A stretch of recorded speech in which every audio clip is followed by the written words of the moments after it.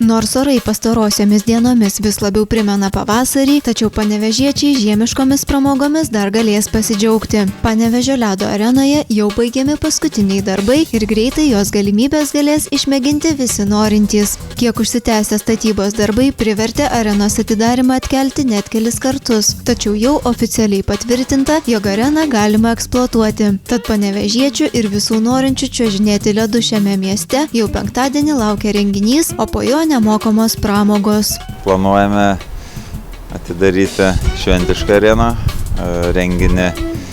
Renginys bus su muzika, su vaikučių ledo ritulio parodymu, vakare diskoteka miestiečiams bei miesto svečiams, o juostelę, kaip visada, kirps miesto valdžia. Panevėžio ledo arena – 10-oji dengta arena Lietuvoje, 1-oji pastatyta bendromis nacionalinės ledo ritulio lygos bei savivaldybės lėšomis. Ledo ritulio komandos Olimpas vadovų teigimu arena įrengta itin kokybiškai ir pramogauti ant ledo joje bus galima ne tik žiemą, bet ir vėlesniais pavasario bei rudens mėnesiais. Kol kas nėra tiksliai nuspręsta dėl arenos darbo laiko ir bilietų kainų. Visą tai artimiausiame posėdyje patvirtins miesto taryba. Bus nustatytas arenos darbo grafikas, kada ji dirbs, kada bus ledo ritulio treniruotės, kada renginiai, kada laisvas čiuožimas. Dėl įkainių kol kas negaliu nieko pasakyti, kadangi taryba sprendžia tą klausimą. O kas be ko, aišku, miestiečiai, miesto svečiai, vaikai, vyresnio amžiaus žmonės visą laiką bus laukiami, kviečiami praleisti laisvalaikį ant ledo, pasportuoti.